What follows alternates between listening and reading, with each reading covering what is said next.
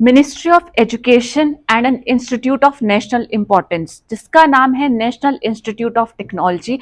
इस इंस्टीट्यूट में आपकी आई है नॉन टीचिंग की पोस्ट। बहुत अलग अलग तरीके की पोस्ट है, जूनियर इंजीनियर से लेके स्टेनोग्राफर से लेके टेक्नीशियन से लेके एंड असिस्टेंट से लेके सो ऑन।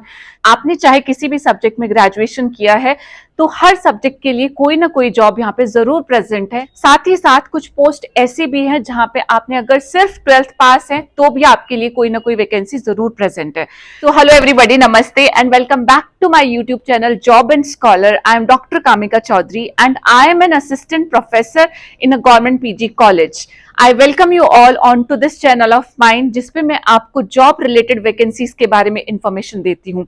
आज की वैकेंसी का बेसिक आप सुन चुके हैं। इस वीडियो में हम बात करेंगे कौन कौन सी पोस्ट है, क्या क्या एलिजिबिलिटी क्राइटेरिया है एंड लास्ट डेट क्या है। सो जितनी भी इंपॉर्टेंट इन्फॉर्मेशन किसी भी एडवर्टाइजमेंट में प्रेजेंट होती है वो सारी इंफॉर्मेशन के बारे में आज हम यहाँ पे बात करने वाले हैं। चलिए तो शुरू करते हैं। एंड शुरू करने से पहले चैनल को जरूर सब्सक्राइब कर दीजिए एंड वीडियो को पूरी देख के जाइएगा। आप बहुत कुछ इन्फॉर्मेशन मिस कर देते हैं अगर आप लास्ट तक वीडियो नहीं देखते हैं। So let us just start. National institute of technology की तरफ से आपका एडवर्टाइजमेंट आया हुआ है। सबसे पहले बात करेंगे कि कौन कौन सी पोस्ट है एंड किस किस सब्जेक्ट में आपकी पोस्ट है। सबसे पहले पोस्ट आई है जूनियर इंजीनियर सिविल की post, junior engineer electrical, student activity and sports assistant, library and information assistant, technical assistant, personal assistant, senior stenographer, senior assistant, junior assistant, senior technician. Total आपकी कितनी post है? 44 vacancies हैं। इन सब में vacancies का division यहाँ पे बहुत अच्छे से किया गया है category wise, SC ST OBC, EWS and unreserved में आपकी क्या क्या वैकेंसी प्रेजेंट है। यहीं पे आपका मैट्रिक्स यानी कि पे मैट्रिक्स भी दिया गया है। कहाँ पे? लेवल 6 की आपकी मैक्सिमम पोस्ट लेवल 6 की है, कुछ लेवल 5, लेवल 4 एंड लेवल 3 की पोस्ट भी यहाँ पे प्रेजेंट है।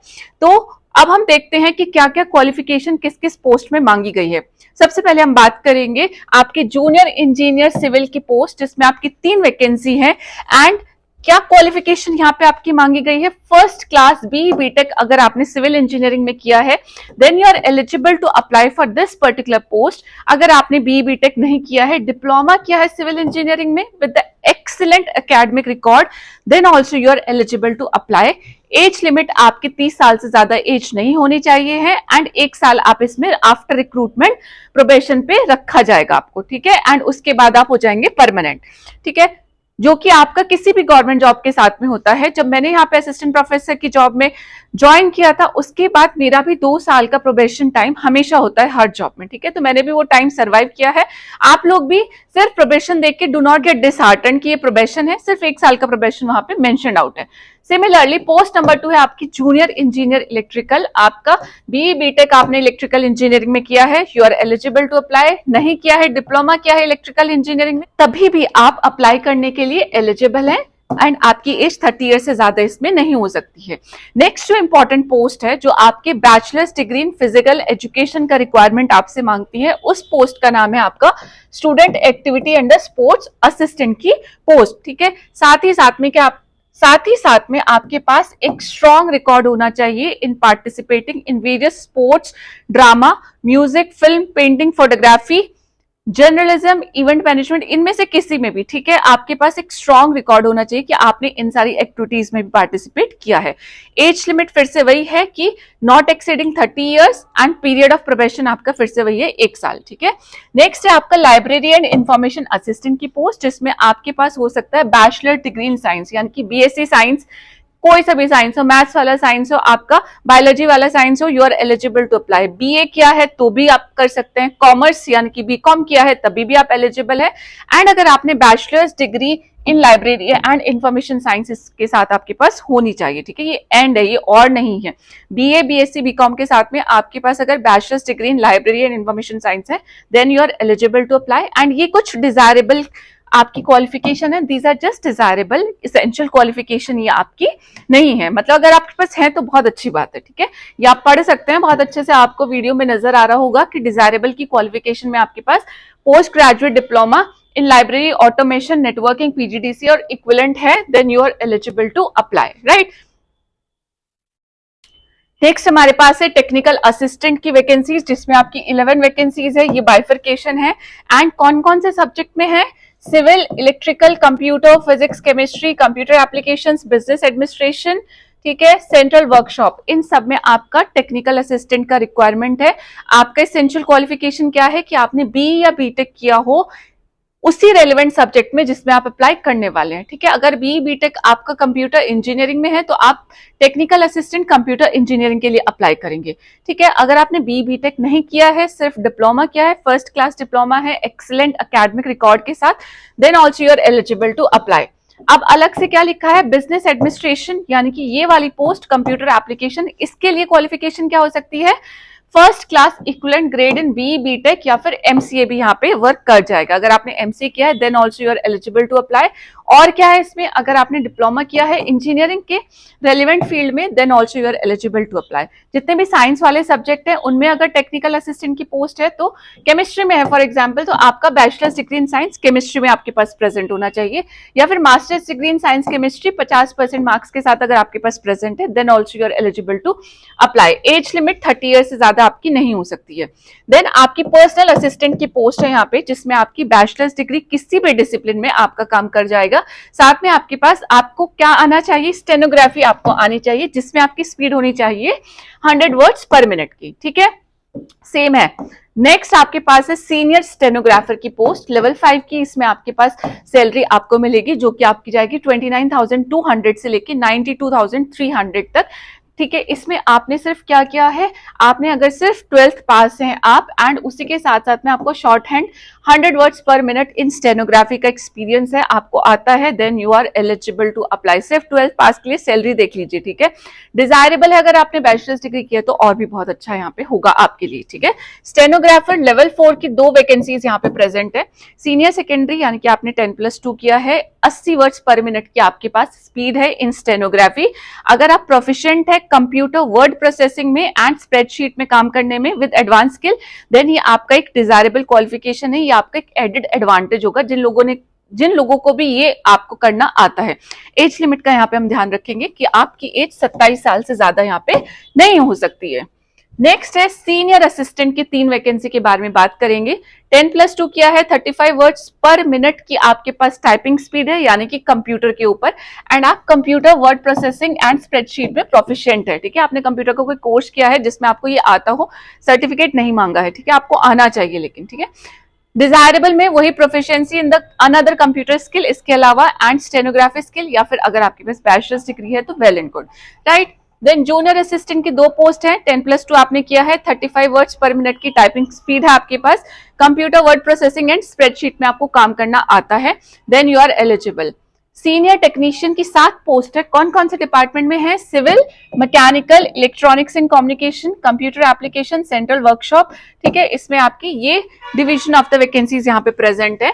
Engineering and computer application discipline के लिए क्या है? सीनियर टेक्नीशियन की पोस्ट में सिर्फ आप 10+2 है, ठीक है, विद एटलीस्ट 50% मार्क्स, एंड उसके बाद आपने आईटीआई का कोर्स किया है 1 साल का, और हायर एजुकेशन में कुछ भी किया है, लेकिन रेलिवेंट ट्रेड होना चाहिए, ठीक है। जिसमें अप्लाई करोगे उसमें आपके पास इनमें से कोई ना कोई सर्टिफिकेट या डिग्री प्रेजेंट होनी चाहिए जैसा लिखा है। या फिर आपने क्या किया है? सेकेंडरी 10th पास की है 60% मार्क्स के साथ, एंड उसके बाद आपके पास आईटीआई का 2 साल का सर्टिफिकेट है, then also you are eligible to apply.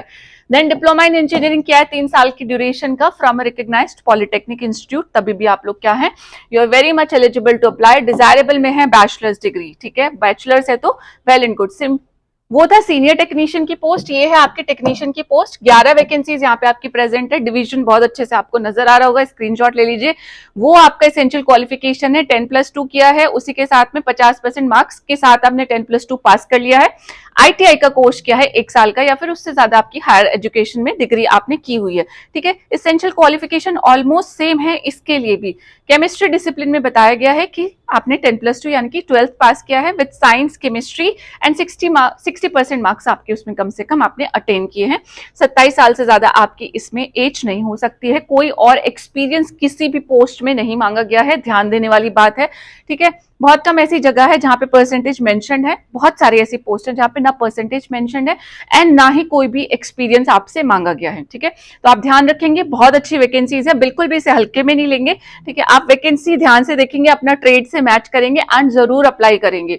अब हम चेक कर लेते हैं कि इसमें आपकी एप्लीकेशन फीस क्या रखी गई है। तो एप्लीकेशन फीस में मेंशन है कि 1,000 रुपए की एप्लीकेशन फीस पे करेंगे जो भी candidate unreserved EWS and OBC category से बिलोंग करेंगे, एंड 500 रुपए की फीस पे करेंगे जो भी कैंडिडेट आपके एससी एसटी या पीडब्ल्यूबीडी कैटेगरी से बिलोंग करेंगे। प्लस आपका सारा जो फी पेमेंट का प्रोसेस होगा या फिर आपका अप्लाई करने का जो प्रोसेस होगा, दोनों ही प्रोसेस आपके ऑनलाइन प्रोसेस होने वाले हैं, राइट। उसी के साथ साथ में बोला गया है कि आपका सिलेक्शन प्रोसीजर क्या होगा। सिलेक्शन प्रोसीजर के लिए अभी कुछ भी यहाँ पे बहुत स्पेसिफिकली मेंशन नहीं है, ठीक है। आप जिस पोस्ट के लिए अप्लाई करेंगे उसमें आपका रिटन टेस्ट भी हो सकता है, आपका स्किल टेस्ट भी हो सकता है, या फिर आपका सिर्फ इंटरव्यू भी हो सकता है, या इनमें से किसी दो चीजों का कॉम्बिनेशन भी हो सकता है कि आपका रिटन टेस्ट हो रहा है, इंटरव्यू हो रहा है, स्किल टेस्ट हो रहा है, इंटरव्यू हो रहा है, या सिर्फ इंटरव्यू हो रहा है, ठीक है।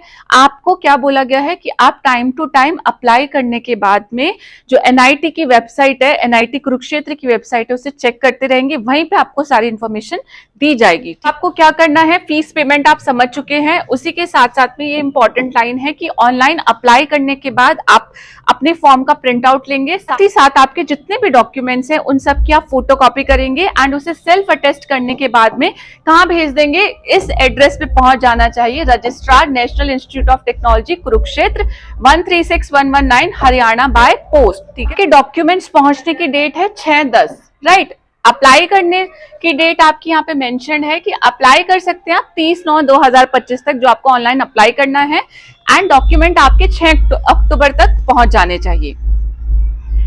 तो ये यहाँ पे कुछ इंपॉर्टेंट डेट्स मेंशन है, लास्ट में देख लेते हैं। डेट ऑफ पब्लिकेशन 12/8 को आ चुका है। Opening date of online submission of application 18 तारीख से शुरू हो गई है। लास्ट डेट है 30 सितंबर, आज 2 सितंबर है, पूरा महीना आपके पास है। एंड हार्ड कॉपी भेजने की लास्ट डेट है, यानी कि वहां रिसीव होने की, भेजने की नहीं, वहां रिसीव होने की डेट है 6/10/2025, ठीक है। आपको कोई भी डिफिकल्टी होती है, इस वाले ईमेल एड्रेस पे आप ईमेल करके पूछ सकते हैं कि ऑनलाइन फॉर्म फिल करने में आपको कोई भी डिफिकल्टी आ रही है। लास्ट में ये सारे फॉर्मेट दिए गए हैं, SC ST certificate and so on. तो ये था कुछ इंपॉर्टेंट वैकेंसीज, अलग तरीके की वैकेंसीज है, नॉन टीचिंग पोस्ट है, आपके एडमिनिस्ट्रेटिव पोस्ट है, टेक्निकल पोस्ट है, स्टेनोग्राफर की पोस्ट है and so on. In vacancy के लिए आप जरूर अप्लाई कीजिएगा। ये कुछ आउट ऑफ द लीग कुछ वैकेंसीज होती हैं जिनमें सभी लोग अप्लाई नहीं करते हैं, लेकिन अगर आप ये वीडियो देख रहे हैं एंड आप एलिजिबल हैं तो जरूर अपना 100% दीजिएगा, जरूर तैयारी कीजिएगा, ठीक है। हमेशा अपने आप को तैयार रखना चाहिए कि अगर रिटन टेस्ट हुआ, स्किल टेस्ट हुआ, आप वहां पे अच्छे से परफॉर्म कर सके। बहुत टाइम है आप लोगों के पास, 1 महीने का टाइम तो अभी सिर्फ फॉर्म फिल करने का ही टाइम है, तो उसके बाद बाकी प्रोसेसिंग होगी। So I just wanted to wish you all the very best, and ऐसी और जॉब रिलेटेड वैकेंसी के साथ में आपको नेक्स्ट वीडियो में जरूर मिलूंगी। तब तक के लिए अपना ध्यान रखिएगा। नमस्ते, जय हिंद, बाय बाय।